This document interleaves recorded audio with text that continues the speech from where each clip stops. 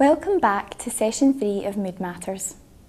This session we will be reflecting on what you have learnt through tracking your activity this week. We will build on this information by considering depression loops, where we get stuck in habits that make us feel bad. The aim of today's session is to help you consider making small changes in what you do to improve how you feel. Let's start to think about what you noticed from tracking how you spent your week. One thing you may have noticed is that different feelings can occur when doing different things. Being more aware of behaviour mood links can give us surprising insight into what keeps depression going. Some common things people notice are variations in mood or lack of variations in mood. You may have found that certain times of the day are easier or more difficult for you. You may have noticed certain situations or activities are more enjoyable or less enjoyable for you. Or you may have noticed depression loops where you get stuck in patterns of habits that make you feel worse. Consider the things you have noticed this week. You may wish to do this on your own or within a group. Now that you've considered what you've found in greater detail, we will start to take an even closer look at the importance of what you noticed. Finding that your mood varies is important because it provides clues about situations, activities, or times of the day that can help or hinder low mood. The situations that hinder low mood can be modified, and those that help low mood can be capitalised on. Finding that your mood doesn't vary can be useful to know, because it means that you can start to think about activities or situations that could produce a wider range of emotional experiences for you. You can do this by setting up experiments for yourself. We will talk more about this later. Coming back to a previous point made in slide 5, if you find that there has been a lot of variation in your mood, then we can look to identify a reason for this. You might find yourself asking the following question: are there certain activities or situations that make me feel better or worse? If so, increasing those positive experiences and modifying the negative ones may help with these big variations. It can also be helpful to consider your mood at different times of the day. Some people find that they feel better or worse depending on this. Morning or evening times in particular vary a great deal for people. If this is the case, we can look more closely at what you're doing during these times to figure out if this could be helping or hindering your mood. Even though what you're doing may look harmless, your mind could be thinking about negative things, and this could be hindering your mood. We will talk more about negative thinking next session. Here we come back to the depression loop.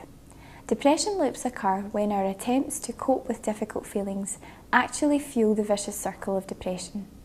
They either don't solve a problem or create additional problems, so that one of the most important things to become aware of from tracking your activity are where the depression loops lie.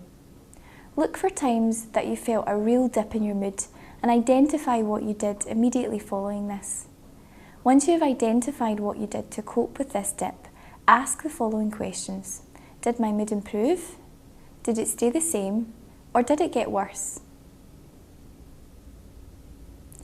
If you found times where you felt your mood dip but then you felt better, it's probably because what you did made a difference.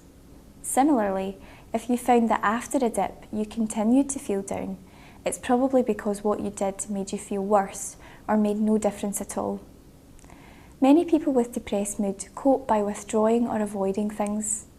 Reflect on any examples of this from your own experience and consider what effect this has had on the way you've then felt. Something valuable to remember is that although escape and avoidance are usually very unhelpful in the longer term, they are very natural and instinctive responses to coping with depression. If you notice yourself trying to avoid things, try not to criticise yourself, as it will create more feelings of guilt and add fuel to the vicious circle of depression. If what you're doing affects how you feel, then perhaps changing what you're doing or how you're doing it can have a more helpful effect in your mood. We're going to start to do this, but we'll start small. For now, our goal is not to completely overcome depression, but to look for small, manageable changes you can try out to see if they have even a small effect on your mood. Think of these as mini experiments. Now that we have a better idea of what changes we could make to help us weaken the vicious circle, we will now go on to talk about how we can bring about those small changes. This slide shows 7 steps we can put into action. Take a moment to consider what they are.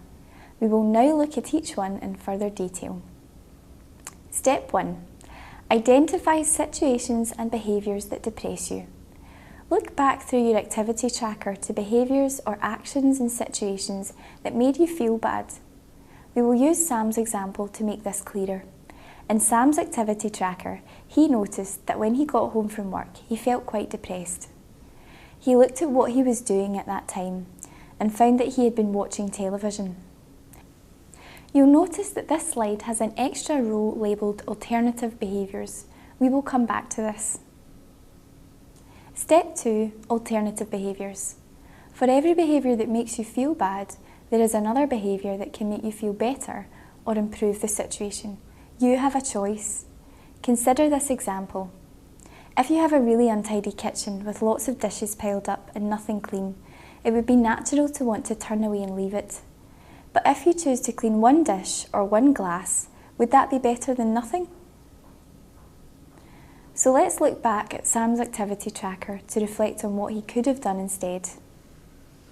When he started to think of alternative behaviours, he began to feel some relief and hope, even though no changes had been made yet. When Sam started listing options, including options that could potentially make him feel worse, he sensed that he had a bit more control over his mood. He realised that he had options and that the choice of what he did was entirely up to him. You might find it helpful to do what Sam did and consider alternative things you could do in your own depression loop. If you'd like to give this a go, use the worksheet labelled Identifying Alternative Behaviours to help you. Step 3. Select alternative behaviours and schedule them into your week. If you have completed the worksheet, look over the list of alternative behaviours. Which of them might have the potential to improve your mood even slightly? And which of them might have the potential to leave you as depressed or more depressed? Choose an alternative behaviour that is likely to have a positive effect in your mood for each depression loop you have focused on. Try to set yourself up for success by making the alternative behaviour easy enough to do. As mentioned, you should make this as easy for yourself as possible in the first stages. We're not looking for grand gestures or big changes right now. Once you've succeeded a few times and are feeling more in control, perhaps then you might decide to move on to bigger challenges, but always keep your challenges realistic.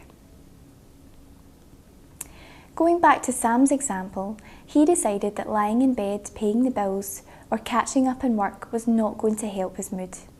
He decided to do something enjoyable, but felt that jogging might make him feel worse because he was out of shape. In the end, he decided to walk to the shops and call a friend or family member that he hadn't spoken to in a while. He scheduled this into his activity tracker for the coming week.